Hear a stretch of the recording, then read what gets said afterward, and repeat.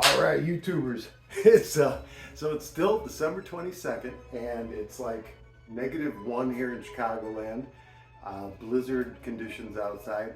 But I wanted to go ahead and show you kind of the next step that I'm going to be taking, upgrading these Jensen CS315s.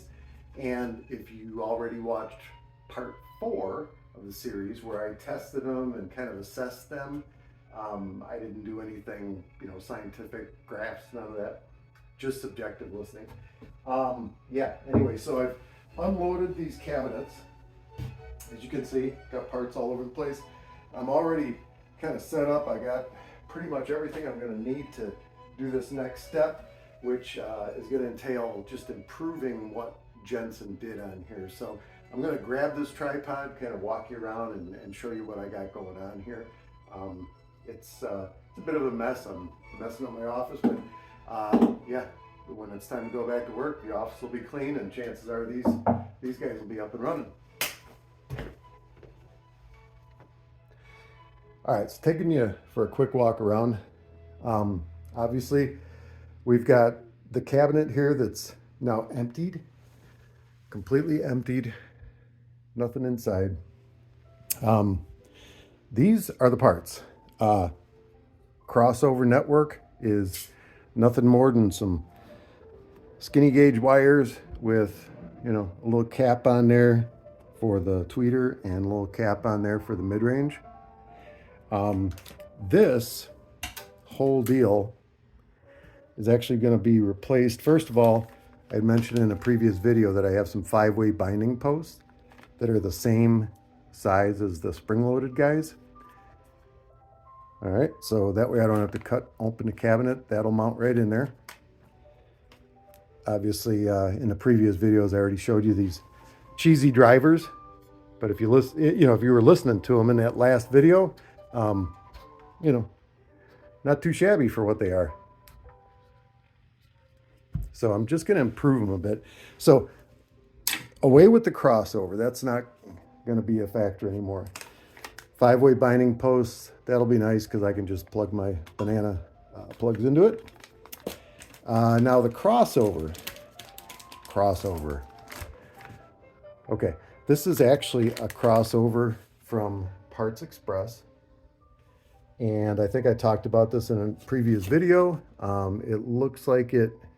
All right, so it basically goes from 800 hertz and 45 hertz are the crossover points.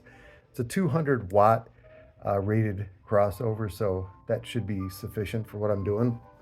As far as mounting it, it's pretty heavy. Yeah, it's, well, not quite as heavy as a woofer, but definitely heavier than these two speakers put together. So where I'm mounting it, I'm going to try to get it into the cabinet. Sometimes I like to put them on the bottom of the cabinet because, they're never going to break loose or anything. Other times I'll actually mount them on the back, which would go something like this.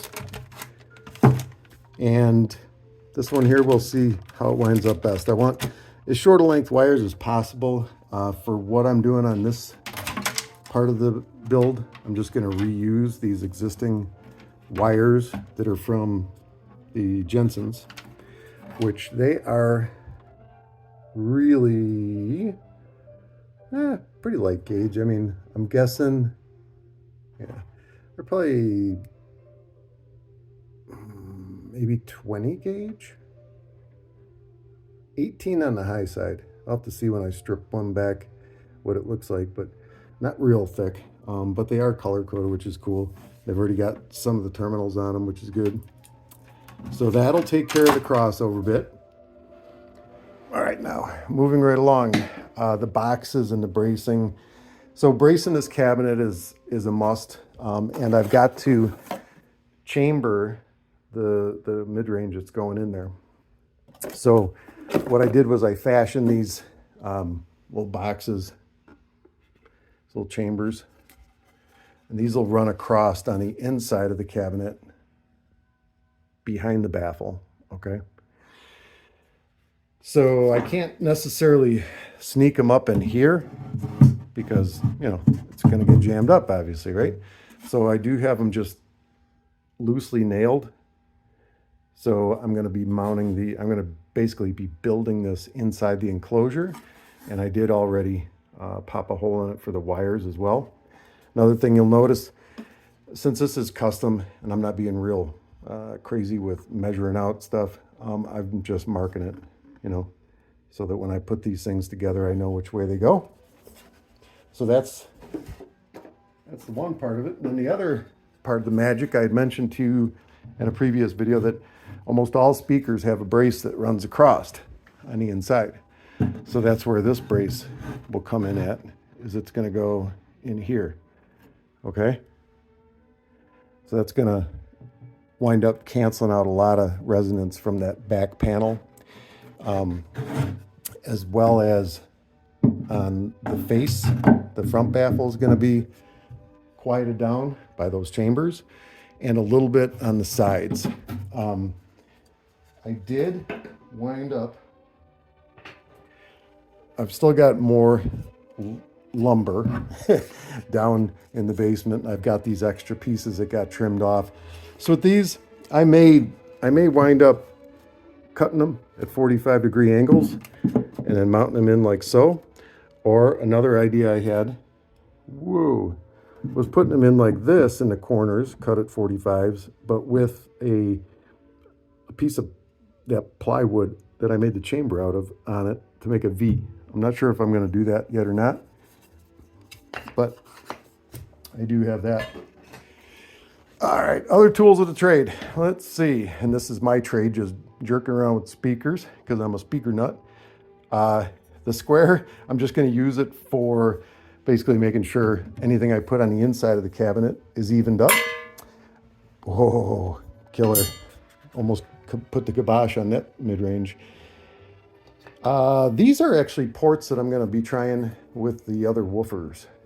So here's the port that is inside the cabinet now. It's 1 3/4 inch ID by 1 inch deep. So that's how they've got it tuned right now. This one is 1 3/4 by 4 inches long. This one may work better with the woofer that I'm going to be putting in here after that guy. We'll see. I've also got some 3-inch on order too. So yeah, that's basically that. Some other things that I have going on here. You'll notice measuring tape, staple gun, staples, tape, all this stuff is just used, you know, mocking it up and trying to make sure everything's square and straight in there. I've got some terminals. Whether or not I solder the wires permanently or not, I want to wait till I'm done tweaking things. So I'm just going to probably do some crimp-ons for now to hear what things sound like. Additionally, what else do I got here? Oh,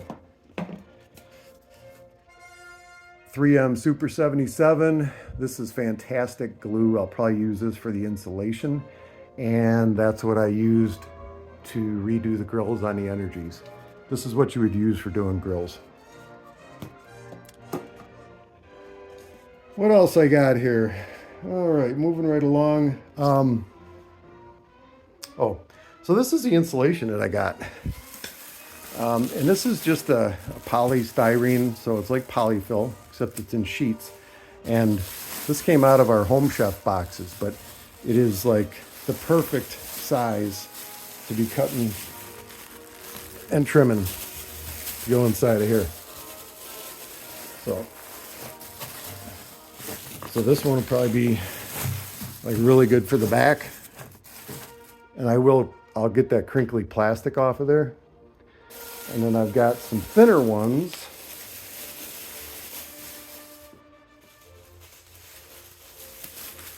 Some thinner ones that will fit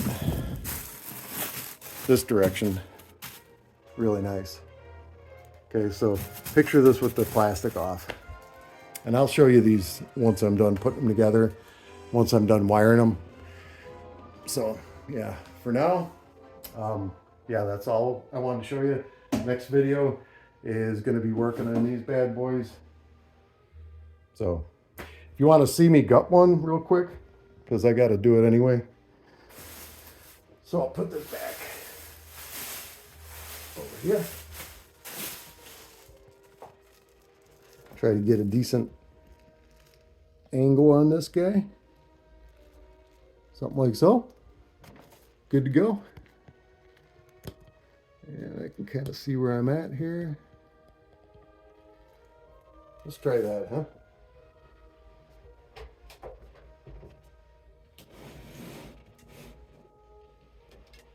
So here's the big mama jumbo.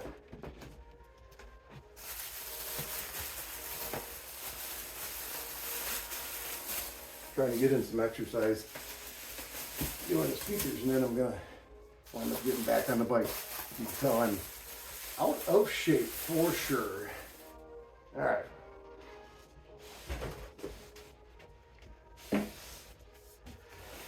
So this is what I had rigged up on here for the wires. I had my banana plugs plugged into the back of this guy, and this is, I want to say, 18 gauge copper wire. It looks pretty thin. It's made for in wall. It's made by Honeywell though, and it's a pure copper wire, so it's pretty decent wire. And then on the front, these grills will tackle these last. Mentioned earlier, they got a little issue where they're got no support.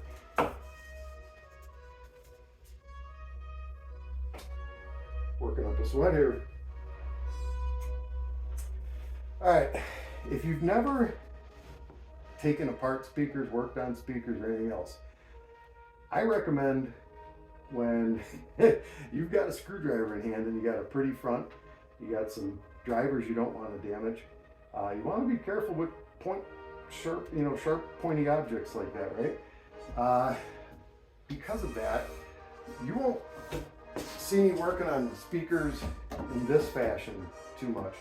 Not unless I'm actually working on, the inside, like crossover, the wiring or something like that. But drivers, I tend not to, put them in like this. Occasionally I will if I already have everything done and all I need to do is drop them in there and get the screws started. But for the most part, I'm going to be working on them upright. And reason for that is pretty simple. We're going to be loosening up all these screws.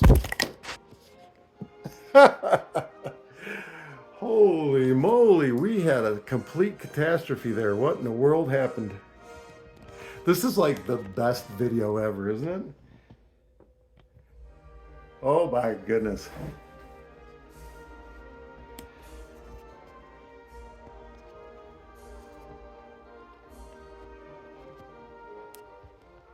All right.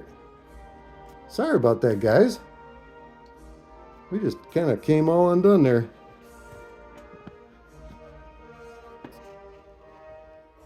Isn't this great? This is totally real life here. All right, let's try this again. You ready?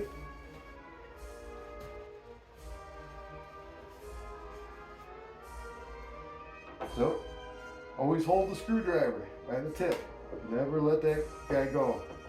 Don't trust yourself. I'm serious. You will scratch something. So, I'm gonna start by loosening and taking out the majority of these screws. I'll leave a couple in there just for support.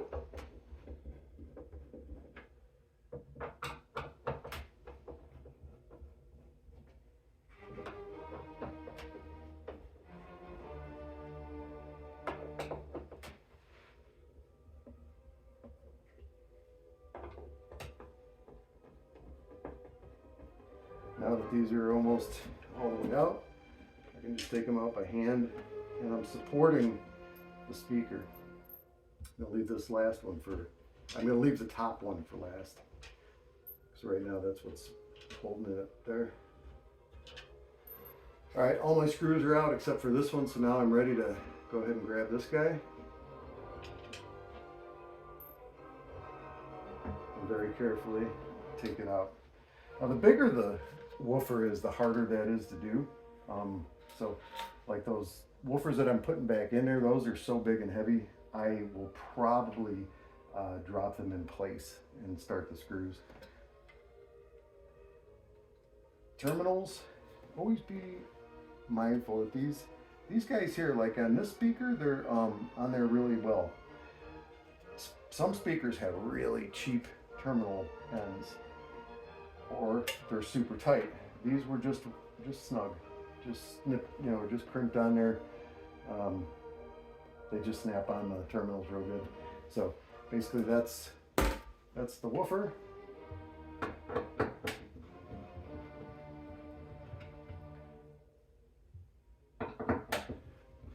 Call me OCD, but I like to keep all my screws separate for the different drivers. I don't know why. You know, sometimes they have a little bit different look to them. Sometimes they're different lengths, but it's just, I guess, habit more than anything. All right, now this one I don't have a top screw necessarily, but I'm going to take out all but one of the screws and kind of support it. This is a really light driver, so it's not going to affect too much. See, now I'm breaking the golden rule, and I'm not holding the tip of that, but this is magnetized, so I've got a little bit leg up on it. Holding the outside of it, pull it out. These guys come right off of there. I try to pay attention to which is which. If your crossover is down inside the cabinet, you're not going to have a capacitor on there up top to tell you which, you know, to connect it to the positive side. That's the side that the capacitor would go on. Right now, this is just what we would call a sixth order cutoff. So it's 6 dBs per octave, and that's all it's doing is it's cutting out the highs. I'm sorry, cutting out the lows. It's late. All right, got that guy out. Probably got some speaker builders out there just rolling their eyes right now, like, what the hell is up with this guy? He's an idiot. Yeah, it's like I said, this is just a fun project. All right.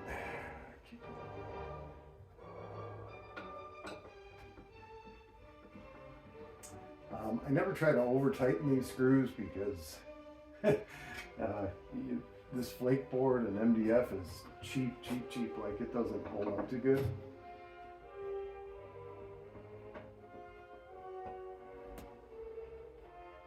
So you don't want to crank down on screws, just snug them up.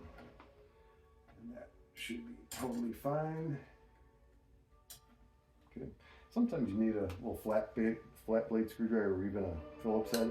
You can rest it in there and just give those things a pop and they'll come right off. All right, so that's that piece of cake. And then last but not least, let's get out the silly little space reflex port.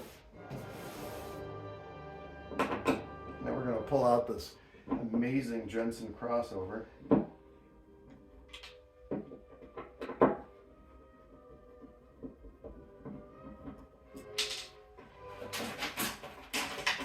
And voila. All right, so I'm ready to start putting stuff together, and I'm not going to do it tonight. I'm going to do some bracing and gluing and you know, trying to put things together in here. And next video, I'll try to catch at least part of that for you, so that you can see how I do it. But the main thing, like I say, is that we're going to be keeping these speakers stock with the stock drivers and everything, stock cabinets, etc., etc. But we're going to do some improvements. So we're going to try to you know, brace them up a little bit so that they don't have such a tendency for resonating.